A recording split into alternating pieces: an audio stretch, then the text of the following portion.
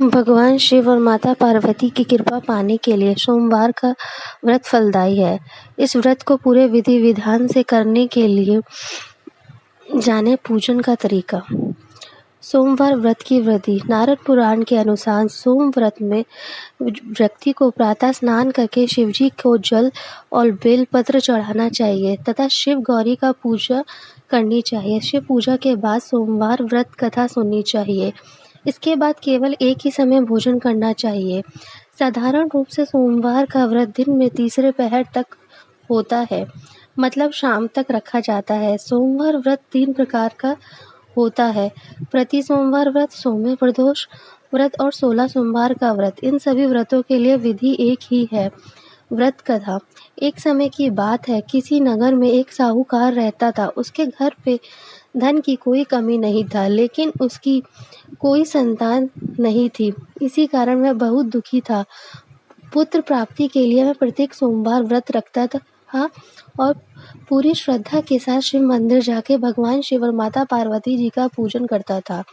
उसकी भक्ति को देखकर एक दिन माता पार्वती जी प्रसन्न हो गई और भगवान शिव से साहूकार की मनोकामना पूर्ण करने का आग्रह किया, परंतु पार्वती जी की इच्छा सुनकर भगवान शिव ने कहा, हे पार्वती, इस संसार में हर प्राणी को उसके कर्मों का फल मिलता है और जिसके भाग्य में जो होगा उसे भोगना पड़ेगा। लेकिन पार्वती जी ने साहूकार की भक्ति का मान रखने के लिए उसकी मनोकामना पूर्ण करने की इच्छा जताई। माता पार्वती के आग्रह पर शिवजी ने साहूकार को पुत्र प्राप्ति का वरदान दिया, लेकिन साथ ही यह भी कहा कि उसके बालक की आयु केवल 12 वर्ष होगी। माता पार्वती और भगवान शिव की बातचीत को साहूकार सुन रहा था। उसने ना तो इस बात की खुशी हुई ना ही दुख।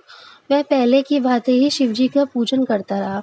कुछ समय के बाद साहूकार के घर पर एक पुत्र का जन्म हुआ। जब वह बालक 11 वर्ष का हुआ तो उसको पढ़ने के लिए काशी भेज दिया गया। साहूकार ने पुत्र के मामा को बुलाकर उसे बहुत सारा धन दिया और कहा कि तुम इस बालक को काशी विद्या प्राप्त करने के लिए ले जाओ और मार्ग में यज्ञ कराना। जहाँ भी यज्ञ कराओ और वहाँ ब्राह्मणों को भोजन कराते और दक्षिणा देते हुए जाना। दोनों मामा भांजे इसी तरह यज्ञ कराते और ब्राह्मणों को दान दक्षिणा देते काशी की ओर चल पड़े। रात में एक नगर पड़ा जहाँ पर राजा की कन्या का विवाह था, लेकिन जिस राजकुमार से उसका विवाह होने वाला था वह एक आंख से काना था। राजकुमार के पिता ने अपने पुत्र को काना होने की बात छुपाने के लिए एक चाल सोची। साहूकार के पुत्र को देखकर उसके मन में एक विचार आया। उसने सोचा, क्यों ना इस लड़के को दूल्हा बनाकर राजकुमारी से विवाह करा दूं। विवाह के बाद उसको धन देकर विदा कर दूंगा और राजकुमारी को अपने नगर ले जाऊंगा। लड़के को दूल्हे के वस्त्र पहनाकर राजकुमारी से विवाह कर दिया, लेकिन साहूकार का पुत्र ईमानदार था। उसे यह बात न्याय संगत नहीं लगी। उसने अवसर पाकर राजकुमारी की चुन्नी के पल्ले पर लिखा कि तुम्हारा विवाह तो मेरे साथ हुआ है, लेकिन जिस राजकुमार के संग तुम्हें भेजा जाएगा वह एक आंख से काना है। मैं तो काशी पढ़ने जा रहा हूँ। जब राजकुमारी ने चुन्नी पर यह बातें पढ़ी तो उसने अपने माता पिता को यह बात बताई। राजा ने अपनी पुत्री को विदा नहीं किया, जिससे बारात वापस चली गई। दूसरी ओर साहूकार का लड़का और उसका मामा काशी पहुंचे और वहां जाकर उन्होंने यज्ञ किया। जिस दिन लड़के की आयु 12 साल की हुई उसी दिन यज्ञ रखा था। लड़के ने अपने मामा को से कहा कि मेरी कुछ तबीयत ठीक नहीं है। मामा ने कहा, तुम अंदर जाकर सो जाओ। शिवजी के वरदान अनुसार कुछ ही देर में उस बालक के प्राण निकल गए। मृत भांजे को देखकर उसके मामा विलाप शुरू किया। संयोगवश उसी समय शिवजी और माता पार्वती उधर से जा रहे थे। पार्वती जी ने भगवान से कहा, स्वामी, मुझे इसके रोने के स्वर सहन नहीं हो रहे हैं। आप इस व्यक्ति के कष्ट को अवश्य दूर करें। जब शिवजी मृत बालक के समीप पहुंचे तो बोले, यह वही उसी साहूकार का बालक है जिसे मैंने 12 वर्ष की आयु का वरदान दिया था।